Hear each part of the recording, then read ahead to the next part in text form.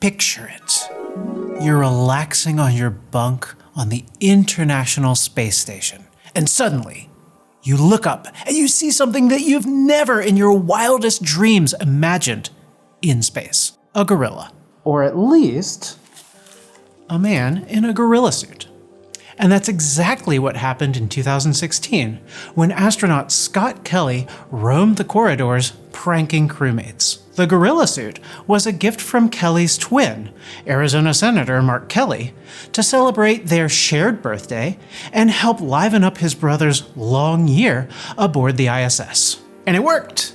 The hilarious video of Kelly's zero-G gorilla antics still routinely goes viral on the internet. But he didn't just use the suit for comedy. He wore it to demonstrate what happens when you cry in space. Because, as he said, I cry all the time. Despite the gorilla suit, the emotional impact of social isolation in space is no monkey business. But Scott Kelly's willingness to share that experience is a great example of a shift in the way we talk about mental health, both in space and on Earth. I'm Dr. Eric Stribling with Arizona State University's Interplanetary Initiative, and this is Space for Humans.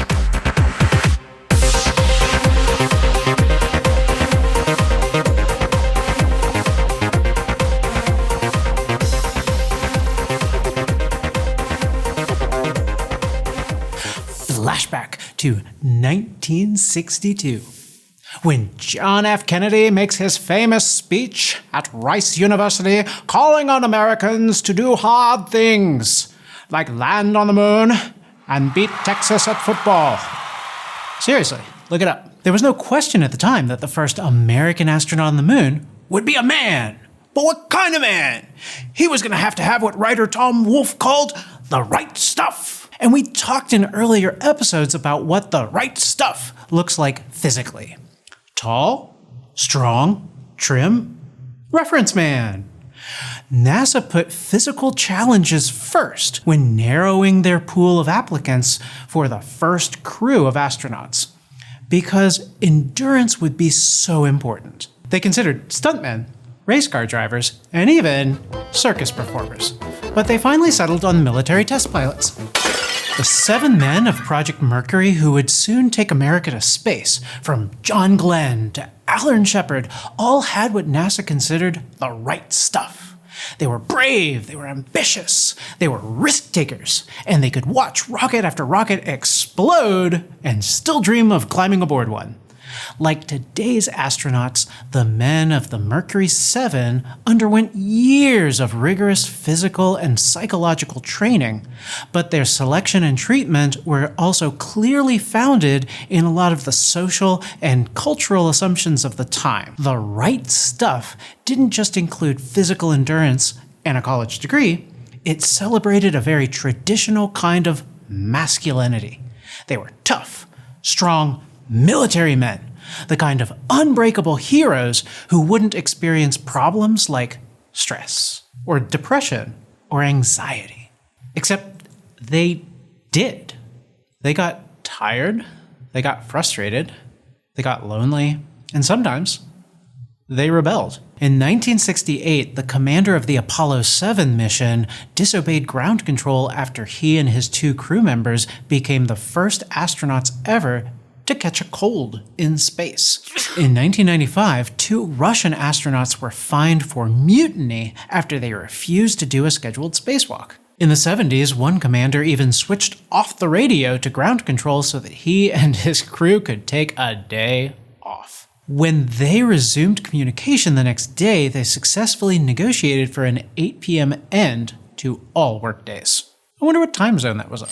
But you know what they say in space? No one can hear you unionize, as long as you turn off the radio. More than 60 years have passed since Kennedy's speech, and it's still pretty hard to land on the moon. And Texas is still really good in football. But the ways we talk about the right stuff and mental health have changed significantly. To learn more, we spoke with Katie Rowe, a PhD student in Arizona State University's School for the Future of Innovation in Society. Katie studies the psychology and systems of human space exploration. We've really shifted our thinking since the days of the right stuff perspective.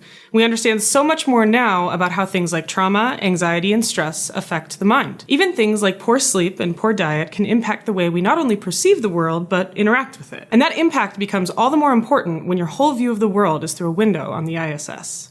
Astronauts work in one of the most high-stress environments, and their ability to manage that stress is vital to both their own well-being and that of the entire mission. Every mission relies on people, on their ability to work together in the same small space day in and day out. Understanding how to support astronauts' mental health is one of the best ways we can keep them safe. That's why it could be beneficial to apply a counseling psychology perspective to these conversations about humans in space. This approach helps us both develop ways to intervene when crises happen and create systems to help prevent those crises. For example, consider a mission to Mars. That's going to involve people from multiple, diverse backgrounds from around the world. We can use multicultural frameworks from counseling psychology to better understand how the experience might affect each individual differently based on their own multicultural identities, helping us to build a safe and productive mission. Culture is an important component of mental health, particularly in environments like space. We call these ICE environments. Isolated, confined, and extreme. They come with unique physical, psychological, and social challenges.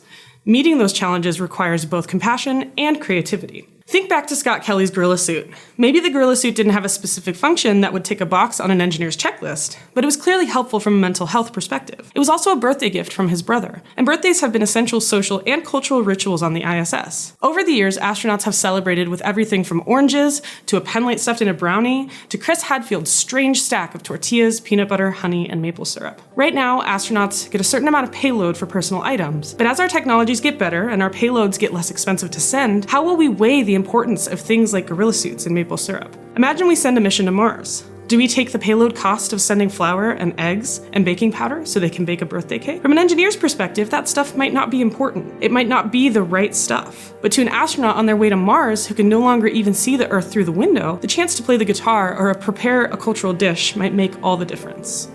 Supporting mental health in space is all the more important as we look to longer missions in the future. But it also raises issues relevant to our lives on Earth. According to the U.S. Surgeon General, Americans are increasingly experiencing an epidemic of loneliness, whether driven by the shift from rural to urban life, the breakdown of traditional communities, or the rise of social media. Isolation has been on the rise for years, but it really hit a crisis point during the global pandemic. And that brings us back to Scott Kelly. Who would understand better what it's like to live and work in the same confined space for months on end, only connected to friends and family through a video chat? In March 2020, Kelly wrote an op-ed for the New York Times with his best advice for supporting your mental health when you're stuck inside. Embrace your hobbies, he said. Remember that we're all connected. And this tip comes directly from NASA's own research on isolation. Keep a journal. Think about what you prioritized during the pandemic. Purchasing data shows that we focused on ways to keep our minds and bodies active, but we also found ways to play. Demand for roller skates skyrocketed. We threw Zoom happy hours and Animal Crossing parties. We grew houseplants and baked bread. We did crafts, because the right stuff isn't just strength and courage and endurance. It's about the ability to laugh at yourself and be vulnerable, to float high above the earth and talk about crying. And to do that, we have to make room in the payload for the gorilla suit.